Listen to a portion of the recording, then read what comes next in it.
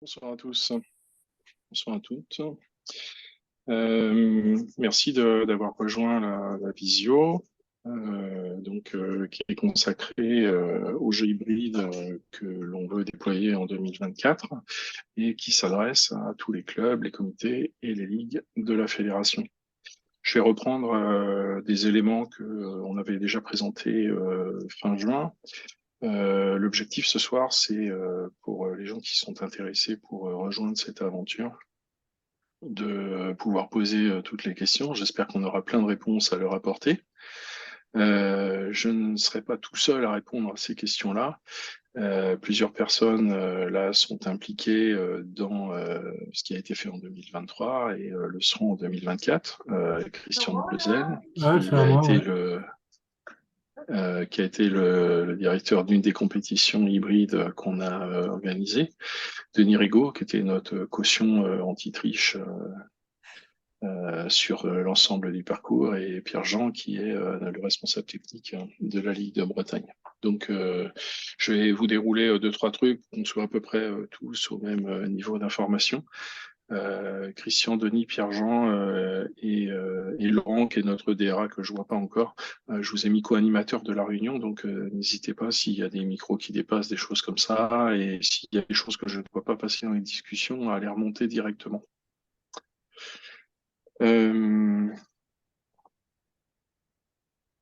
Si vous avez besoin d'intervenir, essayez de lever la main avant. N'hésitez pas à couper vos micros quand vous ne parlez pas. Et cette visio est enregistrée. Ça vous permettra de la rejouer en ligne et surtout à ceux qui ne peuvent pas être là ce soir, de pouvoir la rejouer plus tard. Rapidement sur les motivations, parce que pour le coup, on a déjà présenté ça, hein, limiter nos déplacements. Je pense qu'on est tous sensibles aux problématiques environnementales. Il y a aussi une problématique économique, hein. Quand on voit le prix des carburants, on sait qu'il y a des joueurs aujourd'hui qui ne veulent plus se déplacer aussi loin qu'ils pouvaient se déplacer par le passé. La promotion de la discipline. L'idée, c'est d'offrir quelque chose en plus, hein. Il ne s'agit pas de remplacer les compétitions existantes, il s'agit d'apporter quelque chose en plus, sans surcharger un calendrier fédéral qui est déjà très très chargé, vous le savez. Une problématique d'inclusion, hein, c'est-à-dire que on pense souvent aux personnes à mobilité réduite qui peuvent avoir qui peuvent avoir des problématiques de difficulté à faire 3 heures de déplacement en voiture, par exemple. On pense aussi à d'autres handicaps de la famille, des handicaps non visibles. Il y a certaines personnes pour qui jouer devant un ordinateur sans avoir la personne en face, ça offre des possibilités intéressantes. Et puis l'inclusion géographique aussi, puisque à terme, et on l'espère dès 2024, on aimerait bien que les territoires ultramarins rejoignent l'aventure. Ça nous fera assez plaisir d'avoir une petite compétition avec des gens qui se trouvent sur des continents différents. Vous verrez que tout est là pour que ce soit possible. Ça, c'était nos motivations en septembre 2022 quand on a lancé le projet. Toutes les motivations initiales ont été remplies, c'est-à-dire que tout ce qu'on avait vu comme possibilité reste dans le domaine du possible pour ce qui n'a pas encore été réalisé. Directement, je vous ai mis des photos de lieux de jeu qui ont été prises pendant qu'on a organisé les compètes l'année dernière. En bas, ici, et puis sur le côté, une compétition individuelle, tournoi rapide. En haut, à droite, une compétition par équipe en cadence lente. Vous voyez que les joueurs ont leur échiquier à côté d'eux en plus de leur ordinateur.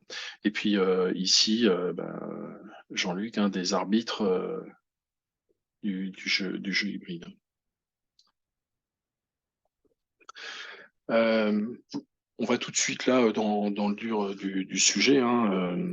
On sait que la problématique hybride, donc hybride, hein, pour resituer, c'est jeu à distance, mais en présence d'un arbitre physiquement dans la salle, hein. C'est pas de la surveillance visio comme on a pu voir pendant le début du Covid ou des choses comme ça. Là, on a dans chaque salle un arbitre en présentiel.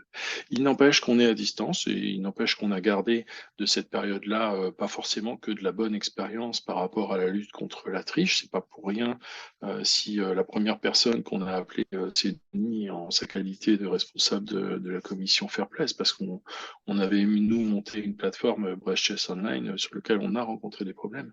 Et donc le mot d'ordre sur ce qu'on a mis en place, c'est la création d'un cadre de confiance. Et on reparlera de la supervision vidéo plus tard. Elle n'est pas obligatoire, mais nous, on a voulu la mettre en place pour que, depuis n'importe quel lieu de jeu, on puisse voir ce qui se passe dans les lieux de jeu autres à distance, pour déjà qu'on voit qu'on joue pas contre des machines, mais contre des humains, et puis pour donner cette sensation de quand même jouer contre des adversaires qui sont en face de nous. Pour ça, on utilise de la webcam basique ou du smartphone. J'anticipe quelques questions qui viendront, qui se brancheront sur Zoom. Et donc, comme je le disais, vous voyez ici en bas une mosaïque d'une des compétitions qu'on a organisées. Vous voyez les arbitres qui sont en contact permanent et puis les différentes salles de jeu avec les joueurs. On a une démarche qui est plutôt professionnelle et je pense que c'est ça qui a fait qu'on a été jusqu'au bout et jusqu'à l'homologation FID. Après, il y a aussi du bricolage, hein. C'est-à-dire que quand il faut trouver des points pour fixer des caméras, vous voyez que des fois on prend la perceuse, on met des trous dans les murs, ou bien on met des trucs sur des vis ou des choses comme ça. Voilà, on est très pragmatique sur ce projet-là. Les lieux de jeu, justement. Alors la particularité, c'est que n'importe quel lieu peut devenir un lieu de jeu. N'importe quel lieu homologué. C'est-à-dire que on décide pas la veille dans quel lieu on va se mettre. Il y a une liste de lieux qui sont homologués. Les demandes se font en ligne. Il y a un dossier modèle qu'il faut remplir. Vous envoyez un, là, ça doit être le premier lieu de jeu qu'on a homologué. Les dossiers acceptés sont accessibles sur le site web de la Ligue. Ça permet de voir éventuellement comment les autres ont fait pour faire leur dossier. Ce qu'on demande, grosso modo, c'est quelle est la connexion Internet, qui sont les organisateurs locaux, quelle est la surface de la salle, où ça se trouve. Et puis, on affine ça avec les gens qui font des demandes, en fait, pour faire des prises de vue de la salle pour la diffusion vidéo. Ça, c'est quelque chose où on accompagne en fait les clubs dans cette démarche-là. En général, il faut 2 caméras pour couvrir une salle. Pour certaines salles, on a vu qu'une caméra pouvait suffire. Bon, là aussi, on est pragmatique, on regarde ce qui se fait. Pour certaines salles, une caméra pourra suffire si on est à 4 joueurs sur une compète par équipe. À partir du moment où on sera 12, il faut 2 caméras, enfin, etc. Ça, c'est très, très pragmatique toujours. Aujourd'hui, les lieux de jeu homologués figurent en bleu sur cette carte. Donc, ils sont tous en Bretagne. Le dernier venu, donc c'est Gwenou en juin. En fait, on a homologué ça assez rapidement. On espère avoir d'autres qui rejoignent. On avait une autre conférence avant-hier soir avec les responsables des clubs bretons pour voir comment est-ce qu'ils pouvaient aussi s'intégrer dans ce système-là. Il faut des lieux de jeu homologués et il faut des arbitres. Alors tout de suite, 2 types d'arbitres. Les arbitres en chef locaux, ACL, et les arbitres techniques locaux, ATL. Un ACL, un arbitre en chef local, c'est un arbitre diplômé par la fédération qui, en plus, a la compétence jeu hybride. Un ATL n'est pas forcément un arbitre diplômé de la fédération. En général, c'est plutôt quelqu'un qui a une appétence technique, une aisance, on va dire, technique avec tout ça. Si c'est un arbitre, c'est pas gênant, au contraire, évidemment. Vas-y là. Comment est-ce qu'on a formé les arbitres? C'est Denis qui est Je veux présent juste ce soir. entendre. Ouais, nous aussi on veut bien. Euh, C'est Denis donc qui s'est chargé de cette formation-là. On avait 16 stagiaires, c'est la Ligue qui a organisé, c'est Denis qui a animé. Ça s'est passé sur 2 soirées, les 9 et 20 décembre l'année dernière. Grosso modo, il y a deux parties à la formation. Je pense que si vous avez des questions sur la formation, Denis sera là pour y répondre après. En gros, deux parties. La première, c'est de savoir ce que c'est que la plateforme Tornello qu'on utilise. Et la deuxième partie, c'est quelles sont les spécificités du jeu hybride, la partie 3 du manuel de l'arbitre.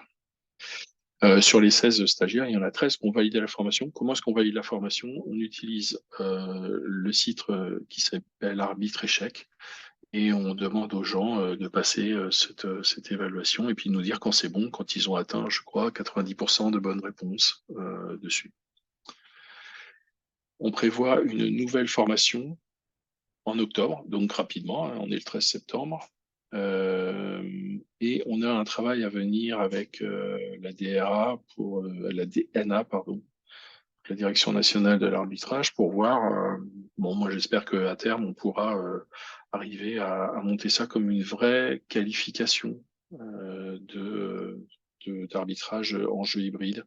Travail à venir, on va contacter, enfin on a déjà contacté John et Rachid et on va voir ça très très prochainement. Comment est-ce qu'on a procédé? On a fait une avant-première, on a fait deux expérimentations en vrai. On a appris énormément de choses pendant ces expérimentations. Euh, on a tout noté, tout ce qui s'était passé. On a rencontré des galères. On a rencontré des galères avec les tablettes. Donc, on a arrêté les tablettes. On a rencontré des galères avec les connexions réseau. Et là, on ne peut pas arrêter les connexions réseau. Donc, on a vu comment est-ce qu'il fallait se préparer pour réagir à une déconnexion réseau d'un site. Ça nous est arrivé 2 fois sur 2 sites différents.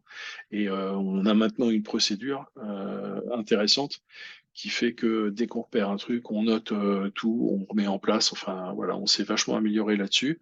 On a eu une vraie montée en compétences sur le jeu hybride, parce qu'il y a des vraies compétences pour l'hybride qu'on retrouve absolument pas en présentiel. Enfin, je pense que de l'avis de tous ceux qui ont participé, euh, c'est extrêmement intéressant d'apprendre sur le tas pendant ces expérimentations. On a tout formalisé, c'est-à-dire que tout ce qu'on a noté pendant l'expérimentation, on l'a résumé, on a orienté ça sur plusieurs chapitres. Vous allez sur le site web de la Ligue, vous avez un menu jeu hybride sous le menu adulte, là, et vous retrouvez énormément de ressources. Des présentations du projet, celle-là prendra sa place dessus. Il manque d'ailleurs celle du 29 juin là-dessus, qui est en ligne mais qui n'est pas sur la photo qu'on est là. Des documentations pour les utilisateurs, c'est-à-dire les joueurs et les joueuses, hein, comment créer son compte sur Tornello, comment configurer son compte, qu'est-ce que il y a des horaires un peu spécifiques à respecter. Comment est-ce que les gens qui vont arriver avec leurs appareils de jeu, c'est-à-dire leur PC portable, vont pouvoir les utiliser? Quel contrôle on va faire sur les appareils portables? Pour les organisateurs et les arbitres, des ressources un peu spécifiques sur l'homologation des lieux de jeu, sur les formations arbitrage, etc. Vous trouverez aussi des retours d'expérience de tout ce qui s'est passé, etc., etc. Énormément de ressources pour ça. Le site web de la Ligue de Bretagne, adulte, jeux hybrides. Quelques exemples, hein. Bon, il y a une forte composante réseau sur ce projet, hein. Le réseau, voilà, ici, là, vous avez un lieu de jeu homologué. Vous voyez qu'il y a des caméras pour la supervision vidéo. Il y a des arbitres, donc, comme je me disais tout à l'heure, arbitre technique local, arbitre en chef local. Vous avez des joueurs. Vous avez un réseau qui sert à se connecter à la plateforme de jeu. La plateforme de jeu, c'est Tornello, elle est ici, elle est sur un autre site web, je ne sais même pas où elle est hébergée exactement, peu importe.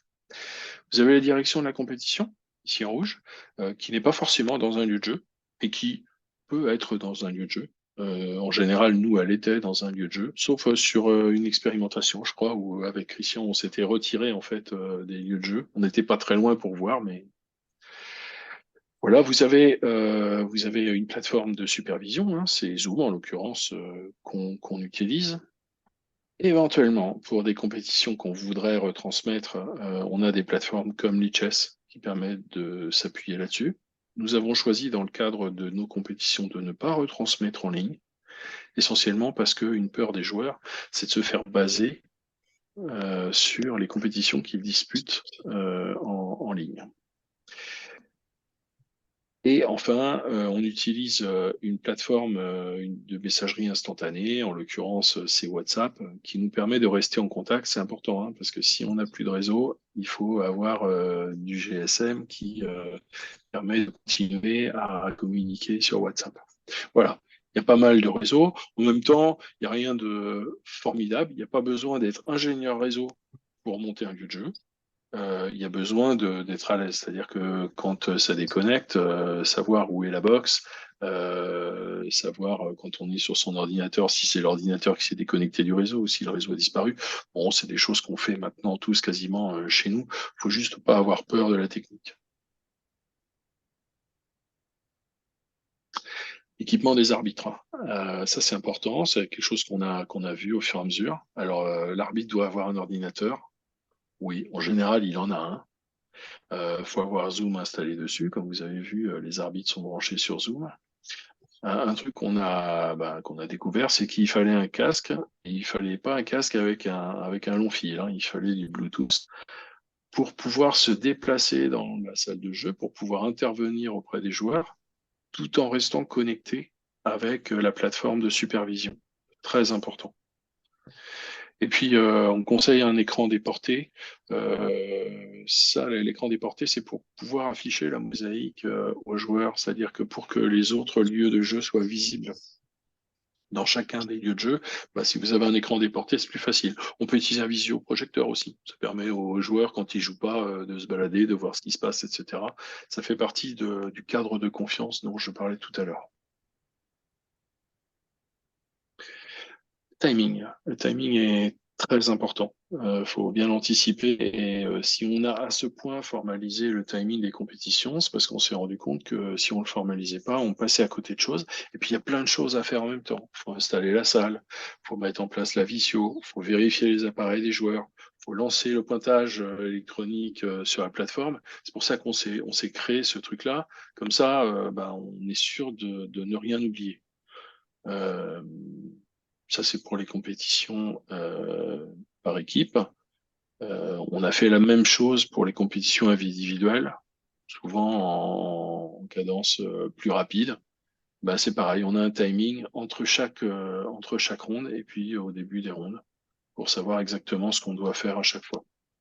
C'est assez rodé, ça, pour le coup, maintenant.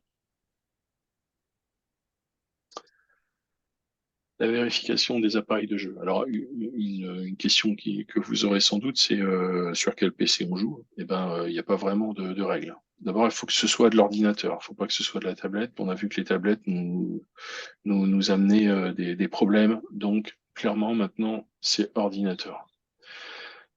Soit ils sont amenés par les joueurs, ce qu'on appelle du BIOD en informatique, Bring Your Own Device, ou avec amener votre équipement connectés, euh, ou bien ils sont fournis par l'organisation pour les clubs qui ont déjà des ordinateurs, ou bien pour les organisateurs qui s'installeraient dans un lieu où il y a déjà des ordinateurs. On pense à des cybercafés, on pense éventuellement à des collèges, etc. On peut s'appuyer sur des ordinateurs qui sont là. Dans les deux cas, il y a des choses à vérifier sur les ordinateurs, des joueurs et d'ailleurs des arbitres. Euh, L'objectif de ces vérifications, c'est que on ne mette pas à mal la connexion Internet. Donc, on suspend les mises à jour du système. Vous prenez un ordinateur sous Windows 10, vous ne l'avez pas branché depuis 3 semaines, vous le réveillez et il se dit, hop, c'est l'heure de télécharger Windows 11, vous avez 3 gigas à télécharger, vous écroulez la bande passante sur votre réseau, vous handicapez tous les autres joueurs. Voilà, donc l'arrêt des mises à jour système, c'est pour ça. La coupure des haut-parleurs, c'est pour pas que y ait du son qui se répartisse dans la salle et que ça gêne les joueurs, évidemment. Et puis ça, c'est plus dans le cadre des mesures anti-triche. On arrête toutes les applications, on garde juste le navigateur web, on ferme tout le reste des fenêtres, quoi. Et puis on utilise le navigateur web en plein écran avec un seul onglet connecté sur la plateforme de jeu. Il ne s'agit pas que les gens aillent se balader sur Internet pendant les parties.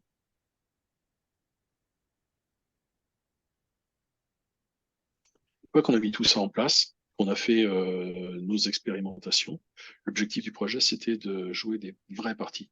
Et des vraies parties, pour les joueurs et les joueuses, c'est des parties qui comptent pour leur classement. On sait que les joueurs et les joueuses ne jouent pas pareil lorsqu'ils jouent pour du beurre et quand ils jouent pour leur classement. Et nous, on voulait aller jusqu'au bout de la démarche. On a préparé une demande d'homologation auprès de la FIDE pour 2 compétitions que je détaillerai juste après.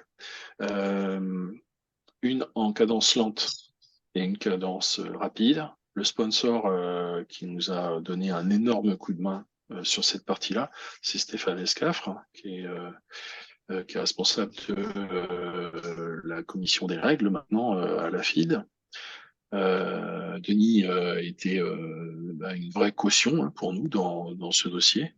Et puis, on s'est appuyé aussi sur Eric Mouret pour toute la partie déclaration auprès de la FIDE et puis transmission des résultats.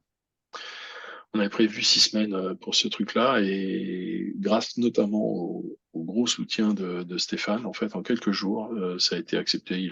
Il a contacté la commission d'homologation et ça a été super vite. Et donc, on s'est retrouvé avec 2 compétitions homologuées FIDE, que voici. En premier, des tournois de parties rapides, individuels. Ce sont des tournois qui ont été qualificatifs pour le championnat de Bretagne, toute catégorie, qui lui s'est joué en présentiel. Donc c'était une nouvelle manière qu'on a introduit de se qualifier pour le championnat de Bretagne. On a joué en 7 rondes, en 10+3, et en l'occurrence, c'était moi le directeur de la compétition. Et puis, on a fait la première Coupe de Bretagne des clubs hybride. C'est une compétition qui existait avant, qui a été arrêtée et qu'on a remis en route. On a fait un système coupe en 2 tours. On avait 4 équipes. On pensait en avoir plus. On n'en avait que 4. Notamment parce que la période où on l'a fait, c'était mai et c'était franchement pas la bonne période. Cadence lente. Et c'est Christian qui était le directeur de cette compétition-là. Toutes les parties qui ont été jouées pendant ces 2 compétitions ont été homologuées ultérieurement par la FIDE, avec un petit délai de vérification des résultats et des parties grâce au moteur dont Denis, je pense, vous parlera mieux que moi.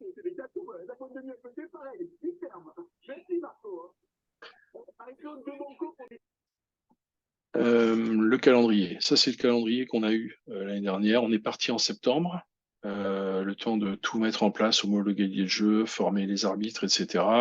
Homologuer FIDE en février. En fait, on a été prêt à faire des vraies compétitions en mai, et ça c'est pas une bonne date. C'est pour ça que cette année, on veut partir plus tôt que ça. Je crois que j'ai mis le calendrier un tout petit peu plus tard dans la présentation. Évidemment, de toute cette expérience, on a tiré un bilan. Pour les lieux de jeu, on est arrivé à un processus qui est assez simple, mais qui est assez sérieux. C'est-à-dire qu'il ne faut pas qu'on homologue n'importe quel lieu de jeu. Si vous prenez un lieu où il n'y a pas de réseau, vous allez le payer plus tard. Si vous prenez un lieu qui est pas bien, je sais pas, qui est pas assez grand, par exemple, vous mettrez pas le nombre de joueurs que vous voulez mettre. Bon. Donc il faut rester sérieux sur le processus d'homologation de jeu. Il faut être simple mais sérieux. On manque un peu de maillage et donc on espère que vous serez quelques-uns à vouloir rentrer dans cette aventure-là pour étendre le maillage qu'on a aujourd'hui. On a des petits points sur les smartphones. Je ne vais peut-être pas rentrer dans tous les détails. La formation des arbitres, c'était bien parce qu'on a été opérationnel derrière tous. Donc ça, c'était quand même le premier truc. On s'est rendu compte que il y avait plusieurs niveaux. Je vous ai parlé des arbitres techniques locaux, des arbitres en chef locaux. On s'est rendu compte avec Christian, pour avoir été directeur de la compétition, qu'il y avait d'autres compétences à obtenir sur la plateforme Tornello et qui concernent plutôt la direction de la compétition. Voilà, attention au timing, j'en ai déjà parlé, les tablettes, j'en ai déjà parlé. C'est important de prendre le retour des joueurs aussi. Il y a des choses qu'on n'attendait pas, qu'on a observées. Par exemple, que dans la salle, c'était super sérieux. On est quelques-uns là à être arbitres et à savoir ce que c'est que d'arbitrer un rapide dans une salle en présentiel, dans une salle en présentiel, la fin des rondes, des fois, pas facile à gérer, hein. Les joueurs, ils se lèvent, ils discutent de leur partie. Il faut leur dire, chut, ça joue encore là, c'est de side note en plus. Bon, voilà. C'est étonnant, mais quand vous jouez en hybride, en fait, eh ben, c'est super sérieux dans la salle, quoi. Ça nous a vraiment étonné. Aucune suspicion de triche. C'est super important, ça, hein. On a fait systématiquement de la pédagogie sur le sort score en montrant aux joueurs ce qui se passait sur la plateforme derrière, sur leur analyse de partie. Bon, on a noté évidemment le rôle des arbitres, super important sur cette partie-là.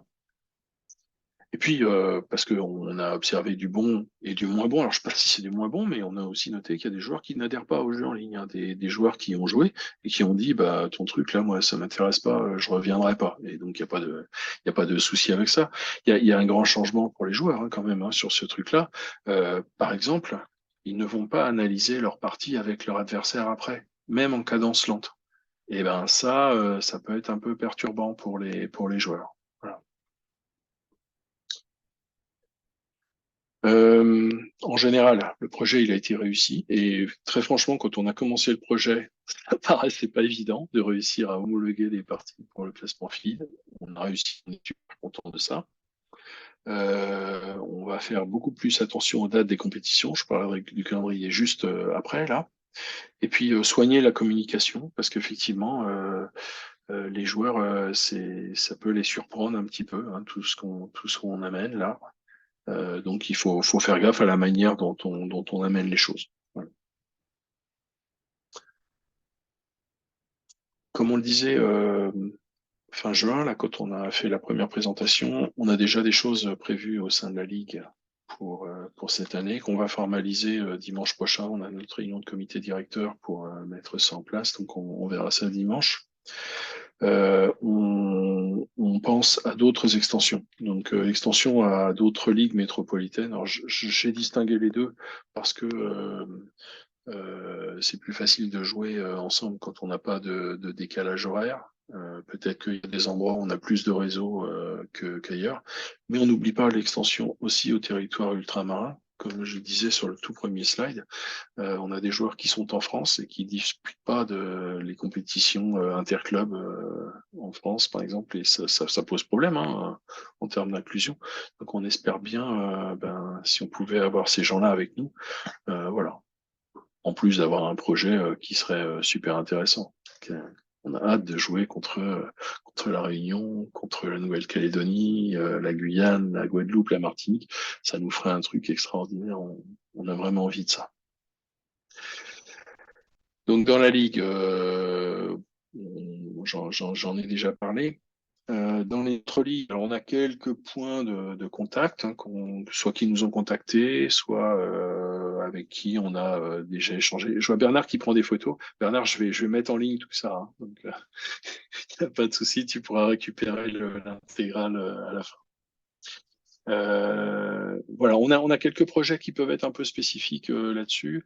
Euh, Typiquement, il y a quelques années, on avait fait des rencontres interligues où on avait regroupé plusieurs ligues avec des équipes de jeunes. On avait fait des compètes sympas du style du lent, du rapide, du blitz, et puis on fait des systèmes de points, on fait des coupes, enfin on fait plein de trucs très intéressants. C'est bien, mais on pourrait sans doute organiser des choses comme ça en regroupant les joueurs d'une ligue dans un même endroit dans la ligue sans forcément traverser la France avec les gamins et puis organiser ce genre de choses pour, par exemple, se rencontrer les pôles espoirs ou des choses comme ça, en limitant les déplacements et en permettant quand même de regrouper les joueurs d'une même ligue dans un même endroit pour travailler sur la cohésion de groupe et des choses comme ça. Il y a des choses comme ça. On peut imaginer d'autres choses. Peut-être qu'on a créé la première Coupe de Bretagne hybride. Peut-être qu'on pourrait créer une première Coupe de France hybride. Pourquoi pas? Bon, à réfléchir. Il y a des choses, il y a des choses à voir par là. Et puis donc, la dernière extension, c'est d'aller un petit peu plus loin et je ne sais pas combien on a de gens ultramarins là sur la conférence. Je ne sais pas s'il y en a. Voilà. Ça dépendra de vos retours à vous, hein, pour le coup. Pour finir, le calendrier qui est envisagé pour cette année. Donc j'ai remis en italique là le calendrier qu'on a eu sur la saison 2023. Donc on est parti en septembre, mais en fait on a eu des arbitres de formés que fin décembre.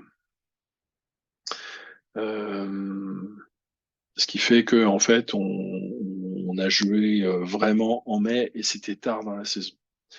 L'idée cette année, c'est de partir sur une formation en octobre. L'homologation des jeux peut très bien se faire en parallèle. C'est important d'avoir une phase d'expérimentation, c'est-à-dire que pour les nouveaux arbitres, pour les nouveaux lieux de jeu, on ne peut pas partir comme ça directement dans une vraie compétition homologuée. Il y a des choses qu'on apprend que sur le tas. Ça va être un peu plus facile parce que là, on va être avec des gens expérimentés pour accompagner. Et puis derrière, de commencer les compétitions assez tôt dans la saison. On aimerait bien les commencer en décembre.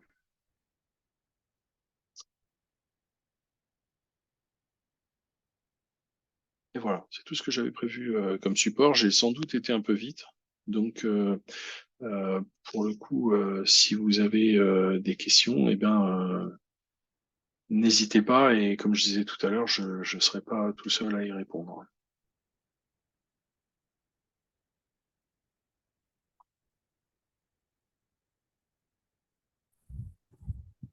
Pour Bonjour commencer. Pascal, j'ai pas levé la main.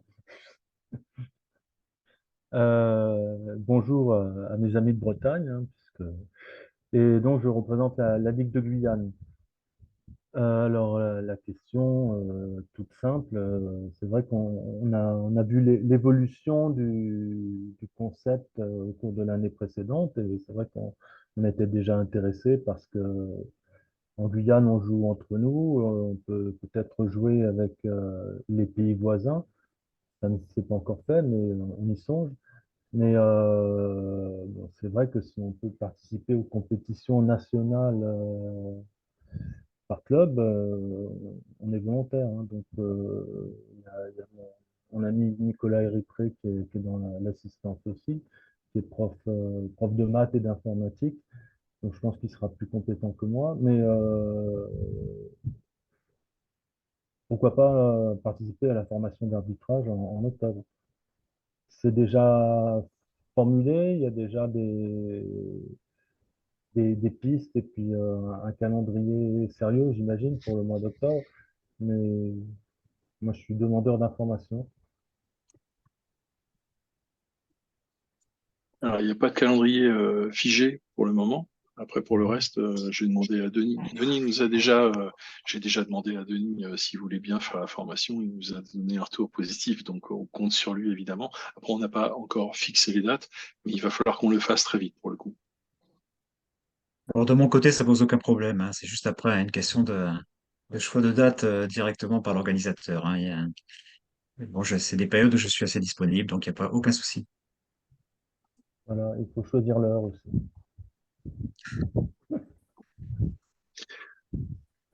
Ouais, mais c'est important. Ok, c'est noté. Mario avait levé la main. Il faut allumer le micro. Bonsoir, je m'appelle Marius Sudol, je ne représente pas grand-chose.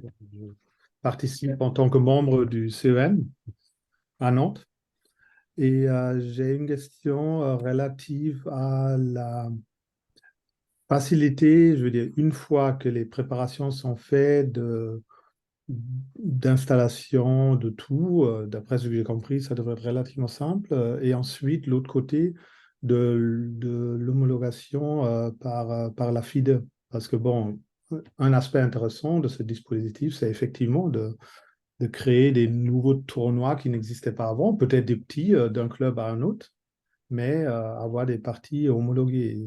Ça, c'est facile à faire. Vous avez parlé que vous avez eu l'aide d'une personne de la FFE. Si c'est à refaire, c'est facile à faire.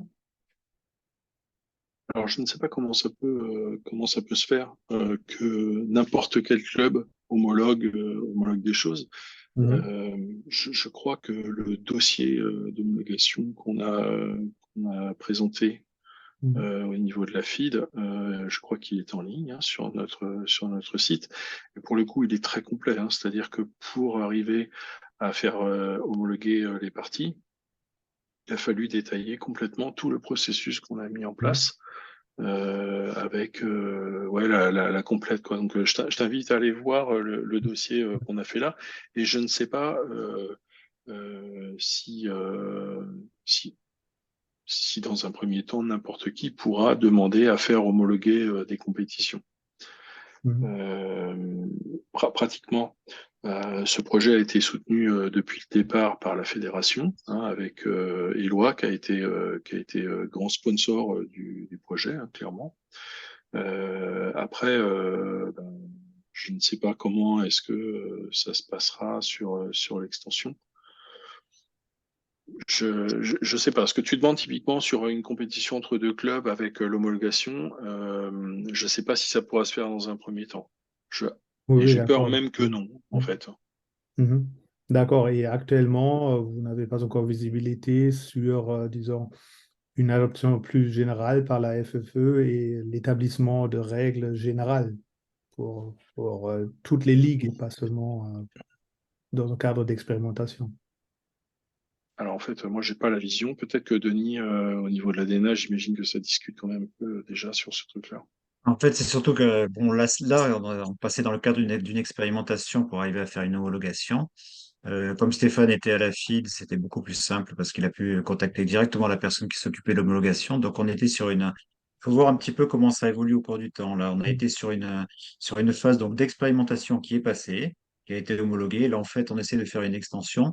Donc, c'est, à mon avis, si on va vers quelque chose qui est un peu plus grand, ça devrait pas poser trop de problèmes au niveau de la FID. Ça serait dans la continuité. Après, faire d'autres compétitions à côté, je pense qu'on n'y est pas encore, hein.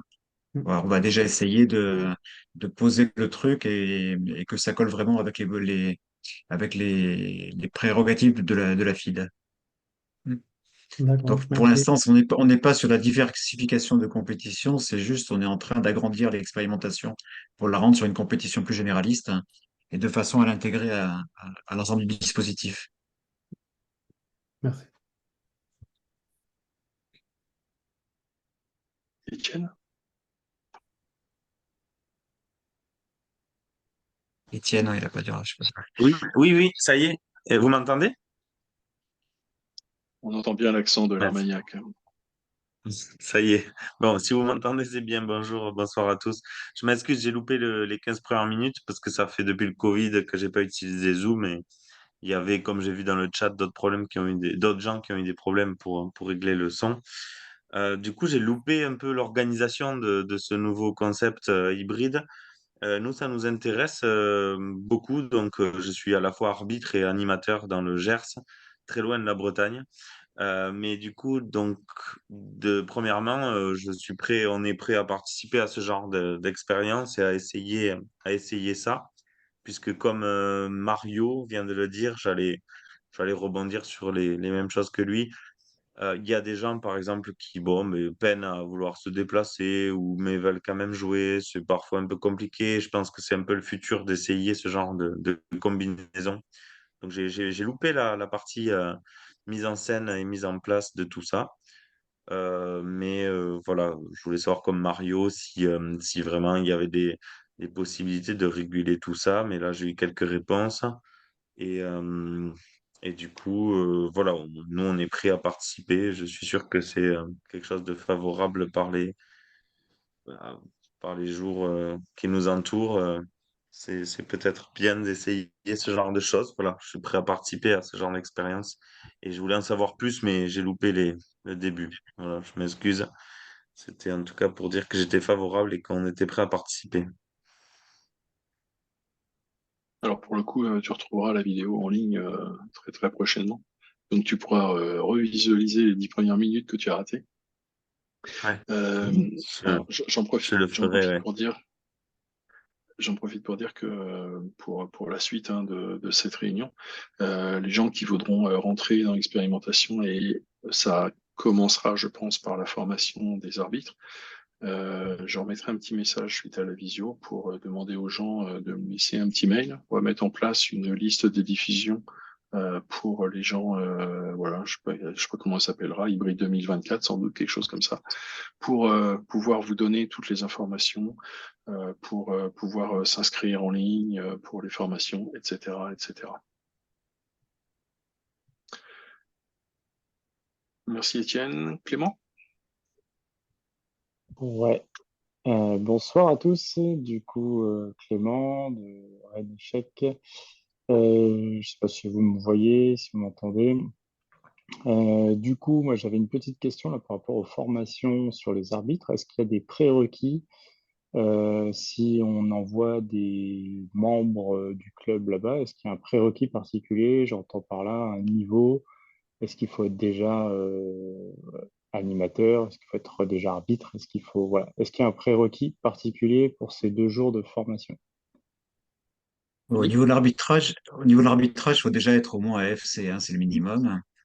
Parce qu'on est quand même arbitre de salle dans l'histoire, même si on est sous la direction d'un arbitre principal qui peut être sur place ou bien qui peut être à un autre endroit. Donc le minimum, c'est d'être au minimum AFC, le minimum. Ok, merci.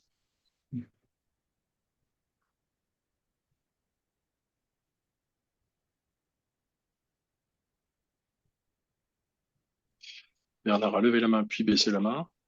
Est-ce que quelqu'un d'autre veut intervenir?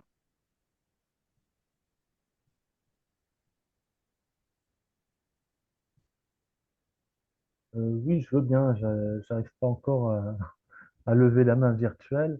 Mais donc, par rapport à la formation d'arbitre, j'imagine que comme on est sur une expérimentation de compétition online, la formation se fera online également ou en physique? Ah, c'est sur Zoom aussi, hein, la formation, Voilà. puisqu'elle se passe de toute façon sur une console informatique. C'est pas obligatoirement nécessaire d'être présent localement. Là, Mhm. il y a une partie la première partie, c'est sur l'explication du fonctionnement de Tornello, depuis vraiment l'inscription des joueurs jusqu'à l'organisation d'un tournoi. Après, derrière, en général, ce que je fais, c'est que je fais jouer les personnes dans un tournoi. Et en faisant jouer les personnes, les arbitres, on comprend beaucoup de choses derrière. Donc, je montre tout comment on s'installe, comment on organise vraiment le tournoi. Et la deuxième phase, c'est une partie jeu pour comprendre. Et la deuxième session, c'est une partie qui est plus théorique, c'est vraiment sur les règlements. Hein, sur les règlements du jeu en mode hybride qui sont officiels de la FIDE, en fait. D'accord.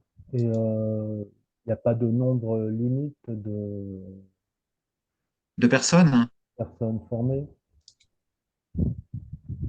Bon, c'est vrai qu'après, là, s'il y a des discussions et des questions, c'est moins il y a de personnes, mieux ça vaut. Mais pour avoir beaucoup de gens formés, il faut qu'il y en ait le plus possible au contraire. Donc, on essaie de trouver un compromis. On ne pourrait pas faire une formation avec 100 personnes, mais on peut très bien faire une formation avec 20 personnes. Ça me paraît tout à fait normal. Ok, merci. Ça permet au moins au minimum les échanges, hein, au minimum.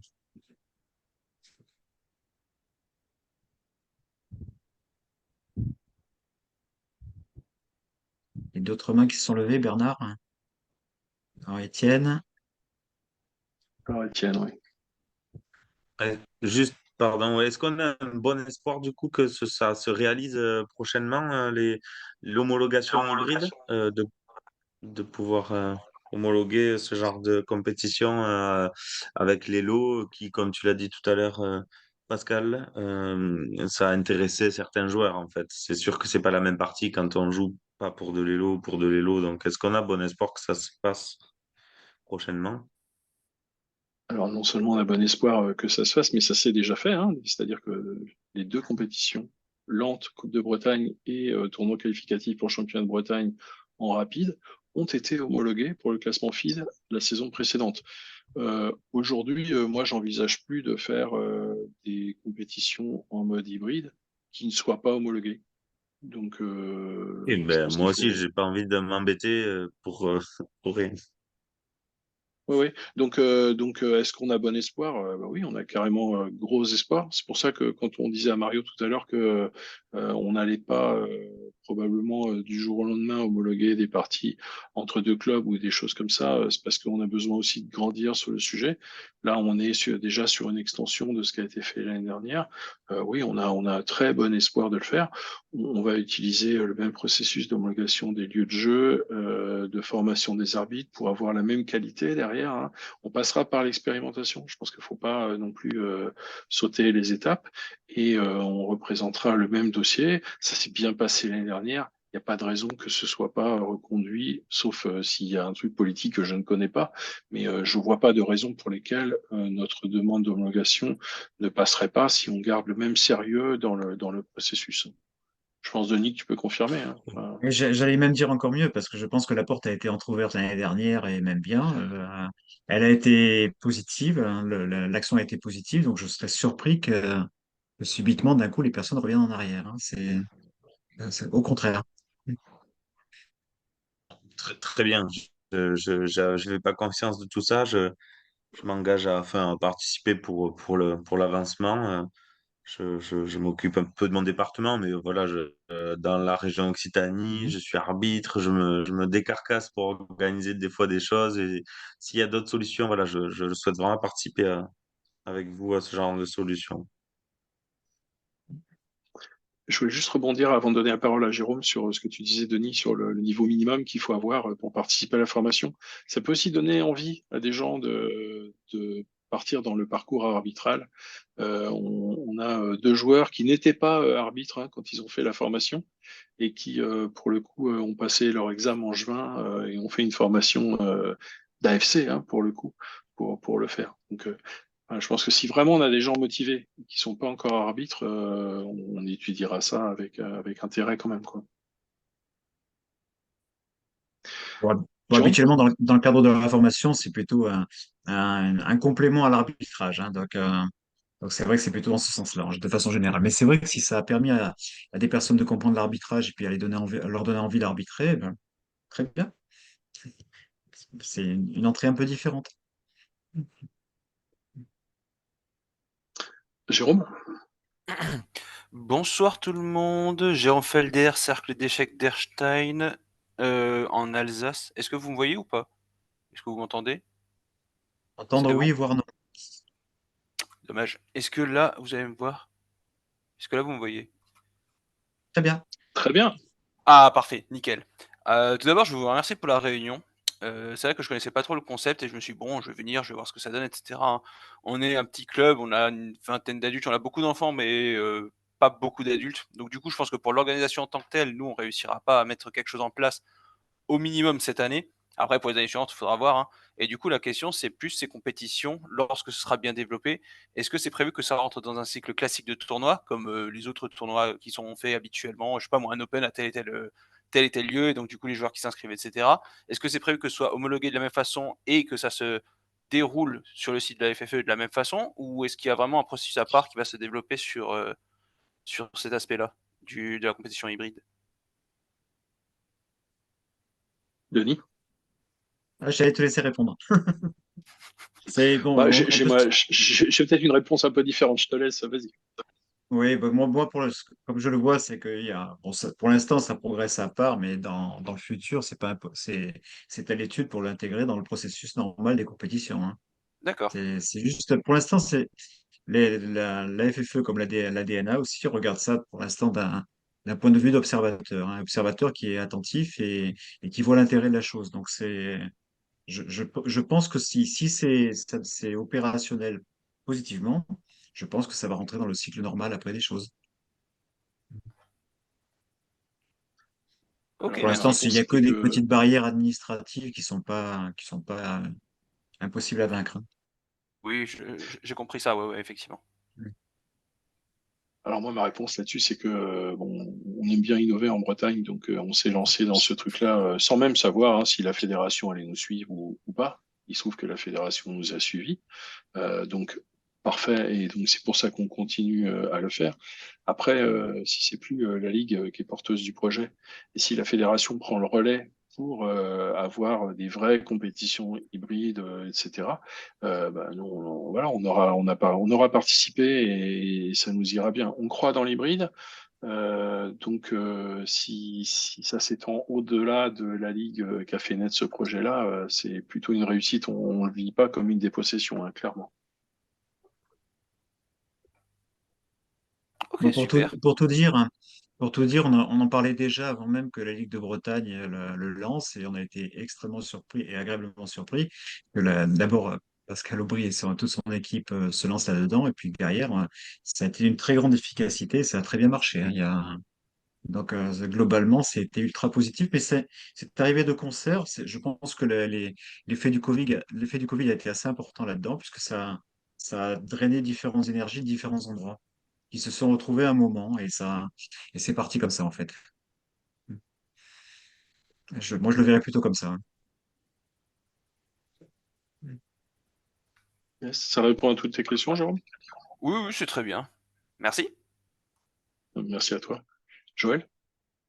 Ben, bonjour, bonsoir à tous. Donc, moi, je suis Joël Gauthier, je suis élu au comité directeur de la Fédération française d'échecs et je félicite tout le travail qui a été fait parce que moi, dès 2021, c'était une idée que je trouvais essentielle et j'ai d'ailleurs soumis à l'ordre du jour du dernier comité cette question. Ma question, je trouve que c'est vraiment passionnant et intéressant parce qu'effectivement, ça permet de décloisonner les territoires qui jouent pas. De manière très concrète, Pascal, parce que j'essaye d'être quelqu'un de très concret dans ma réflexion, si demain on organise un match, par exemple, avec un club breton en Île-de-France, est-ce qu'aujourd'hui, euh, quelles sont les contraintes immédiates à pouvoir organiser quelque chose c'est-à-dire, en gros, il faut avoir des arbitres formés, mais peut-être qu'il y en a déjà qui sont formés en Île-de-France. Comment ça se passerait, en fait? Quelles sont les étapes immédiates qu'on pourrait... Alors, tu as raison, deux choses. Trois, allez. Avoir un lieu de jeu qui soit homologué. Ensuite, avoir des arbitres qui soient formés. Ensuite, avoir des joueurs. Pour les joueurs, faut aller les chercher, il faut être motivé, mais on y arrive. Les deux premières choses, c'est lieu de jeu et arbitre. Alors, il n'y en a pas aujourd'hui, hein, d'arbitres formés au jeu hybride en Ile-de-France, parce que tous ceux qui ont été formés pour le moment l'ont été en Bretagne, en fait. Alors, à moins que Denis ait réussi à faire d'autres formations sur d'autres ligues, mais je ne crois pas. Donc, Sur le mode hybride. ouais. Donc, pour le coup, il faut former des arbitres. Et c'est pour ça que il va pas falloir rater le coche quand les formations au jeu hybride vont se présenter pour s'offrir des opportunités de mettre en place des lieux de jeu un peu partout. J'espère qu'il y aura différentes ligues qui présenteront des gens sur la formation pour pouvoir avoir les arbitres qu'il faut pour jouer sur plusieurs lieux. Ça, c'est pour l'arbitrage. Pour les lieux de jeu homologués, donc, comme je l'ai dit, on essaie d'avoir un processus qui soit rigoureux, mais qui soit simple.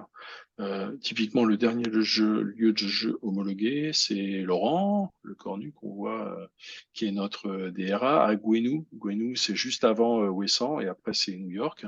Donc, il y a un gros intérêt parce qu'ils ont des gros déplacements pour jouer. Il se trouve que moi, je suis passé une fois par hasard à Gwenou, juste pour finaliser, les aider pour voir sur place. Et puis, ça me faisait plaisir d'aller les voir. Mais j'aurais pu ne pas aller sur place. À distance, on peut très bien voir ce qu'il y a. Si on se trouve avec les bons angles de vue et puis le test d'une connexion réseau, ça se fait sur zoneadsl.com ou sur ce genre de choses. On arrive très vite à homologuer un lieu de jeu. Je pense que Laurent, ça s'est fait en 3-4 échanges, hein, en fait, pas plus. Oui, moi, Ok, ça s'est fait merci. en 2 jours, en 3 jours, on a fait ça. Ouais, c'est ça. Il est venu, Donc, le lendemain, j'avais mon homologation. c'est ça.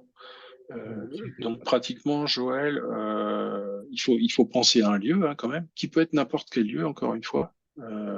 Ça peut être vraiment n'importe quel lieu.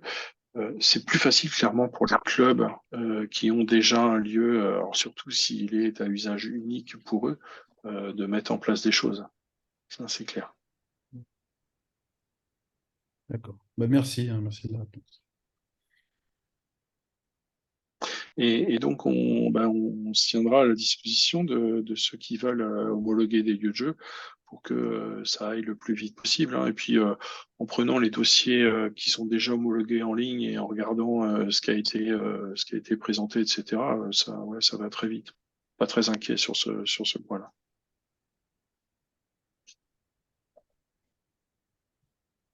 Oui, parce que la différence maintenant, c'est qu'il n'y a pas à créer, il y a juste à suivre le protocole qui a déjà été mis en place, hein. Donc, c'est beaucoup, beaucoup plus simple.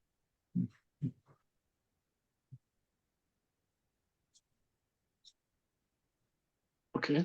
Est-ce qu'il y a d'autres questions? Ou s'il n'y a pas de questions, eh ben, je vous propose de clore. On va laisser 5 secondes s'il y en a qui cherchent leur micro.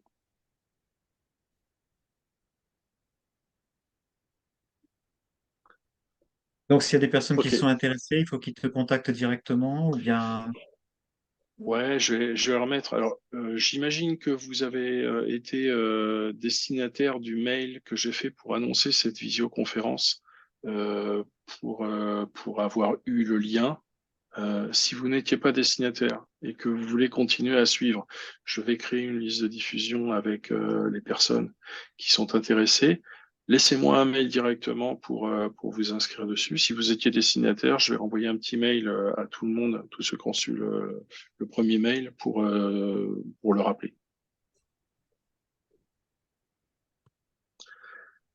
Eh ben, merci à tous et à toutes pour votre présence, pour votre écoute. On espère que vous serez nombreux à nous rejoindre pour mettre en place un truc à nouveau sur cette saison plus loin que la Ligue de Bretagne. Merci à tous ceux qui sont plus actifs dans le projet. Et puis, à très bientôt, j'espère. Bonne soirée. Merci à vous pour la Au revoir et présentation. bonne soirée. Au Bonne revoir. soirée.